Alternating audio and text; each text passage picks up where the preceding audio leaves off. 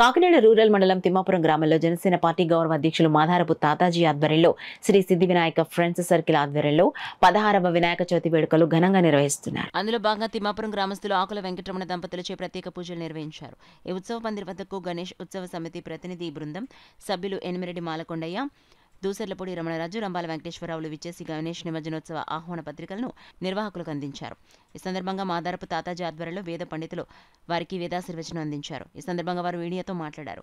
ఈ కార్యక్రమంలో Shri Vinayaka friends circle సభ్యులు తాతాజీ, యూత్ సభ్యులు, గ్రామ పెద్దలు పాల్గొన్నారు. కాకినాడ రూరల్లో ఉన్నటువంటి విగ్రహాలు సూర్యారావుపేట, వాకలపూడి బీచ్ సముద్ర తీరంలోనూ కూడా శాస్త్రోక్తంగా జరుగుతాయి. కాబట్టి ఉత్సవ మండపాల నిర్వాహకుల్ని నగర గణేశ ఉత్సవ సమితి వారందరినీ కూడా కలిసి ఆహ్వానించడం జరుగుతుంది.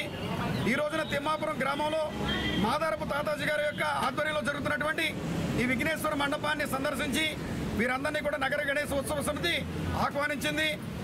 ప్రతి ఒక్క నిర్వాహకులకి కూడా అభినందన పత్రాన్ని నగర గణేశ ఉత్సవ సమితి అందజేయడం జరుగుతుంది. వీటన్నిటికీ కూడా రాష్ట్ర ప్రభుత్వం, జిల్లా ప్రభుత్వం మరి పూర్తి స్థాయిగా దీని మీద అన్ని ప్రభుత్వ శాఖల తోడ్పాటుతో కూడా అన్ని సౌకర్యాలు కలగజేయడం జరుగుతూ ఉంది. ఈ ఆహ్వాన పత్రికల్లో ఫోన్ నెంబర్లు ఉన్నాయి. అవసరమైతే ఏ నెంబర్ని కాంటాక్ట్ చేసినా సరే కూడా వారికి అందుబాటులోకి రావడం జరుగుతుంది. అందరూ కూడా ఈ కార్యక్రమంలో భాగస్వాములై హిందుత్వ విధానంలో అందరూ కూడా సమీకృతమై మరి భారతీయత కోసం అందరూ కూడా జనజాగృతి కావాలని నగర గణేశ ఉత్సవ సమితి జిల్లా కన్వీనర్ ఎనిమిరెడ్డి మాలకొండయ్య గారి యొక్క సారథ్యంలో ఈ జిల్లాలో ఉన్నటువంటి పిఠాపురం, గొల్లపురాలు, తుని, పెద్దాపురం, సామర్లకోట, ప్రత్తిపాడు, జగ్గంపేట అన్ని నియోజకవర్గాల్లోనూ కూడా ఈ యొక్క మండపాలందరినీ కూడా ఏకీకృతం చేసి సమీకంగా ఈ యొక్క ఉత్సవాన్ని నిర్వహణ చేయడం జరుగుతుంది. వచ్చేటువంటి ఏడాదిలో జిల్లా వ్యాప్తంగా ప్రతి మండల స్థాయిలోనూ కూడా కమిటీలను ఏర్పాటు చేసే కార్యక్రమాన్ని ఈ ఏడాది నుండి ప్రారంభించడం జరిగింది. పూర్తి స్థాయిలో ఏర్పాట్లు కూడా ట్రైన్స్ కావచ్చు, అక్కడ రోడ్డు సదుపాయం కావచ్చు, శానిటేషన్ కావచ్చు, గజెత్తకాలు కావచ్చు, అదేవిధంగా ఫైర్ ఏదైతే మెడికల్ అన్నీ కూడా సదుపాయాలన్నీ కూడా మంచినీటి వసతి, ప్రసాదాలు అన్నీ కూడా సమకూర్చడం జరుగుతుంది. తప్పకుండా మీరు నిమజ్జనానికి ఉత్సాహభరితంగా రావాలని ఏదైతే ఈ తిమ్మాపురం గ్రామం తాతాజీ గారి ఆధ్వర్యంలో నిమజ్జనం అయిన తర్వాతే మాకు ఓ రకమైన ఊపి పీల్చుకోవడం జరుగుతుంది. కారణం ఏంటంటే ఆ బొమ్మ వచ్చే వరకు కొంచెం అక్కడ ఏదైతే తుక్కులో వచ్చిన తర్వాత కొంచెం ప్రశాంత వాతావరణం ఏర్పడుతుంది. అలాగే ప్రతి ఒక్కరూ కూడా అదేవిధంగా ఈ రోజున చాలామంది మనం డీజే సౌండ్లు కావచ్చు, అదేవిధంగా సినిమా డ్యాన్సులతోటి మనం ఏదైతే ఊరేగింపు జరుపుతుంటాం అటువంటి ప్రక్రియ కాకుండా పూర్తి స్థాయిలో భక్తి గీతాలతో మన మనసులో భగవంతుని నిలుపుకునే విధంగా మనందరూ కూడా నిమజ్జన కార్యక్రమంలో పాల్గొనాలని చెప్పేసి ఈ సందర్భంగా తెలియజేసుకుంటూ భక్తులందరూ కూడా ఒకటే విజ్ఞప్తి చేస్తున్నాం. తప్పకుండా ఈ రోజు ఈ నెల 16వ తారీఖున బీచ్ వద్ద, అదేవిధంగా రెండు బ్రిడ్జిల నడుమ వినాయక సాగర్ కాకినాడ టౌను, ఇలాగే కొన్ని ప్రాంతాల్లో కలపడం జరుగుతుంది. తప్పకుండా మీరు అందరూ కూడా నిమజ్జన కార్యక్రమంలో పాల్గొనాలని చెప్పేసి సందర్భంగా తెలియజేస్తున్నాం.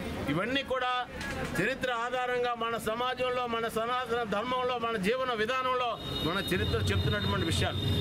ఎందుకు ఈ విషయం చెప్తున్నానంటే గుడి ద్వారా భక్తి పెరగాలి, బడి ద్వారా దేశభక్తి పెరగాలి, మన యొక్క పిల్లలకి సంస్కారం రావాలి. ఈ మూడు కూడా సమాజం నుంచి వచ్చేటటువంటి విషయాలు ఉన్నాయి. ఇవాళ మనం ఏ విధమైనటువంటి విషయాల్లో ముందు చూపు లేక, అటువంటి ఆలోచన లేక వాళ్ళ పిల్లల యొక్క పరిస్థితి ఏ విధంగా ఉందంటే ఈ సందర్భంగా మనం మాట్లాడొచ్చో లేదో కానీ పిల్లలందరూ కూడా దేశభక్తి, దైవభక్తిగా ఆల్టర్నేటివ్గా వేరే భక్తిలో ఉన్నారు. ఆ భక్తి నుంచి ఈ భక్తిలో తెచ్చుకోవాలంటే మనం అందరం మంచి పండుగలు చేయాలి, సాంప్రదాయాన్ని చెప్పాలి. ఆ విధంగా ఈ యొక్క ఆలోచన ముందుకు తీసుకెళ్తూ మన పెద్దల చరిత్రను చూస్తూ ఇవాళ కాకినాడ ఆధారంగా కానీ, లేకపోతే మన ఇవాళ తిమ్మాపురంలో ఇవాళ పెద్ద ఎత్తున జరుగుతున్నటువంటి సంబరాలు మన పెద్దలు, కమిటీ పెద్దలు, గ్రామ పెద్దలు ఎంత చక్కగా ఏర్పాటు చేస్తున్నారంటే చాలా ఆశ్చర్యంగా జరిగినటువంటి పరిస్థితి వాళ్ళు చూస్తాం. ఇప్పుడు మనం ఇక్కడే ఉన్నాం పందిరి నుంచి. నేను మరొకసారి చెప్తున్నాను, హిందువుల్లో ఐక్యత రావాలి, హిందువుల్లో ఆలోచన రావాలి. ఇవాళ ఎవరిని అంటే హిందువుల్లో ఐక్యత కోసం మనం మాట్లాడితే మిగిలిన వాళ్ళ మీద విమర్శ అని అనుకుంటున్నారు. నేను ఒకటే చెప్తున్నాను, ఈ భారతదేశంలో ఉండేటటువంటి అన్ని వర్గాల ప్రజలు ఆనందంగా, సుఖంగా ఉన్నప్పుడే మన యొక్క హిందువుల ఐక్యత, హిందువులు వర్ధిల్లుతారు.